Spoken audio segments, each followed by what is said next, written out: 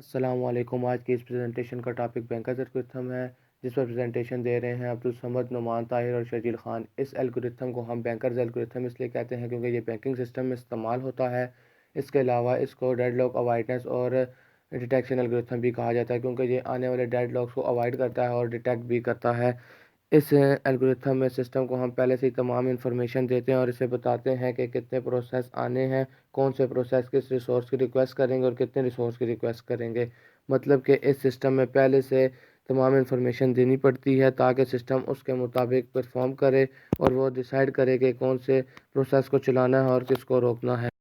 ये algorithm deadlock से बचने और कंप्यूटर सिस्टम में महफूज तरीके के साथ प्रोसेस को रिसोर्स एलोकेट करने के लिए इस्तेमाल किया जाता है।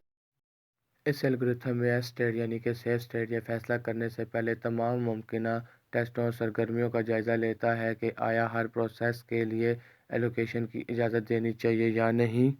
और अगर हम इस एल्गोरिथम के फ़वाइद की बात करें तो इसका सबसे अहम फ़ायदा ये है कि इस एल्गोरिथम में सिस्टम हमें इस बात की इजाज़त देता है कि हर अमल महदूद वक्त के अंदर रिसोर्स एलोकेशन कर देने चाहिए।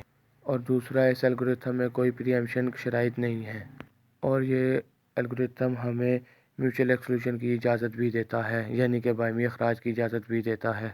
बैंकर एल्गोरिदम को हम डेडलॉक अवॉइडेंस एल्गोरिदम भी बोलते हैं। इसकी वजह डेडलॉक अवॉइडेंस में हमें सिस्टम को पहले से बताना पड़ता है कि कौन से प्रोसेसेस आ रहे हैं और कौन से प्रोसेसेस किस रिसोर्सेज की रिक्वेस्ट करेंगे और कितने रिसोर्सेज की रिक्वेस्ट करेंगे और कितनी देर के लिए करेंगे। फिर सिस्टम को डिसाइड करना है कि किस प्रोसेस को वेट करवाना है और किस रिक्वेस्ट को आगे प्रोसेस करवाना है। इसके कुछ फ़वाइद जो शर्जील ने आप सबको बता दिए हैं और कुछ नुकसानात हैं। इसके लिए अमल की एक मुकर्रर तादाद की ज़रूरत होती है और इस अमल को अंजाम देते वक्त सिस्टम में कोई इजाफ़ी अमल शुरू नहीं किया जा सकता। एल्गोरिदम अब अमल को अपने कामों पर कार्रवाई करते हुए अपनी ज़्यादा से ज़्यादा ज़रूरियात का तबादला करने की इजाज़त नहीं देता। हर अमल को सिस्टम के लिए अपनी ज़्यादा से ज़्यादा वसाइल की ज़रूरत को पहले से जानना और बयान करना होता है। बैंकर एल्गोरिदम में लागू करदा डेटा की कुछ अहम शराइत ये हैं। हमारे पास जो रिसोर्सेज दस्तयाब हैं वो कितनी हैं, वो फिर हर रिसोर्सेज को हमने आगे प्रोवाइड करनी होती है, देनी होती हैं। और ज़्यादा से ज़्यादा रिसोर्सेज हमारे पास कितनी गिवन है। उसके बाद एलोकेशन रिसोर्सेज हमारे पास कितनी गिवन है, उसको इसके बाद हमने आगे और हमारे पास ज़रूरत कितनी है रिसोर्सेज की, वो हमने इधर बताना है। नीड रिसोर्सेज को निकालने का एक फ़ॉर्मूला है कि जो हमारे पास मैक्सिमम रिसोर्सेज होती हैं उनमें से हम एलोकेशन रिसोर्सेज को माइनस करते हैं तो हमारे पास नीड रिसोर्सेज निकल आती हैं, नीड मैट्रिक्स। इस टेबल की मदद से आप सबको सही समझ आ जाएगा कि बैंकर एल्गोरिदम में क्या क्या होता है। बैंकर एल्गोरिदम में हमें प्रोसेसेस दिए गए होंगे जैसा कि P1, P2, P3, P4। उसके बाद हमें एलोकेटेड रिसोर्सेज दिए गए होंगे जैसे R1, R2, R3 and R4। और मैक्सिमम रिसोर्सेज भी बताए गए होंगे और अवेलेबल रिसोर्सेज भी बताए गए होंगे कि हमारे पास अवेलेबल कितने हैं। इन सारे प्रोसेसेस को मुकम्मल करने के लिए हमारे पास जो अवेलेबल सोर्सेज हैं वो कितने हमें प्रोवाइड हैं। इसके बाद फिर हम लोग निकालते हैं नीड मैट्रिक्स। जो नीड रिसोर्सेज होती हैं हमारे पास, वो जैसे मैं पिछली स्लाइड्स में आपको बता चुका हूँ कि नीड रिसोर्सेज निकालने के लिए हम क्या करते हैं कि जो हमारे पास मैक्सिमम रिसोर्सेज होती हैं उसको माइनस करते हैं एलोकेशन रिसोर्सेज से, तो फिर हमारे पास एक नीड मैट्रिक्स बन जाती है। इन सारे प्रोसेस के बाद इसके बाद फिर हम चेक करते हैं कि हमारे पास न्यू अवेलेबल रिसोर्सेज कौन कौन सी बन रही हैं। उसका एक फार्मूला है कि जो हमारे पास होती हैं प्रोसेसेस हैं वो अगर लेस दैन इक्वल टू है ना अवेलेबल रिसोर्सेज के, तो फिर हमारे पास न्यू अवेलेबल को हम प्लस करेंगे अवेलेबल प्लस एलोकेटेड रिसोर्सेज से। और अगर हमारे पास जो नीड है वो अवेलेबल रिसोर्सेज से कम बड़ी है, ठीक है, तो फिर ये आगे दूसरी रिसोर्सेज पे मूव कर जाता है, मतलब दूसरे पे चला जाता है फिर ये। अब मैं आगे समद मलिक को दावत देता हूँ कि वो आएँ और आप आगे मज़ीद इसके बारे में एक्सप्लेन करें। अब हम चेक करेंगे जिस तरह के नुमान ने हमें बता दिया है कि इस क्वेश्चन में हमारे पास क्या क्या चीज़ें गिवन है और हमने सेफ़ स्टेट निकालनी है कि आया ये सिस्टम हमारे पास सेफ़ स्टेट में मौजूद है या नहीं।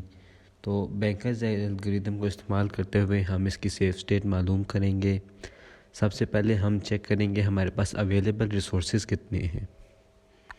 अवेलेबल रिसोर्सेज की तादाद हमारे पास 2100 है, यानी कि R12, R21, R30 और R40।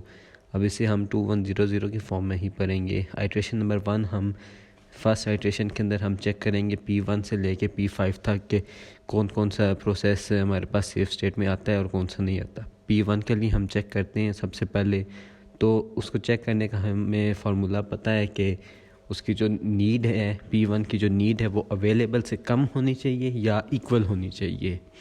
तो हम चेक करते हैं कि P1 अवेलेबल से कम है या नहीं, तो हमारी कंडीशन ट्रू हो जाती है और P1 जो है वो हमारे पास अवेलेबल से कम है, तो हम उसका फिर न्यू अवेलेबल की मैट्रिक्स कैलकुलेट करते हैं, जिसमें हम उसके ऑलरेडी जो एलोकेटेड रिसोर्सेज होते हैं उन्हें डाल देते हैं। तो available is equal to available plus allocated, ये हमारे पास आ जाता है। इसके थ्रू से हमारे पास न्यू अवेलेबल की वैल्यू आ जाती है जो कि हमारे पास है 2112। अब इसके बाद इस नई अवेलेबल के थ्रू हम P2 को चेक करेंगे कि P2 क्या हमारे पास सेफ स्टेट में है या नहीं। तो P2 की कंडीशन फॉल्स हो जाती है यहाँ हमारे पास, तो फिर हम नेक्स्ट प्रोसेस पे मूव कर जाएंगे जो कि है हमारे पास P3 भी फॉल्स हो जाएगा, तो हम P4 पे जाएंगे।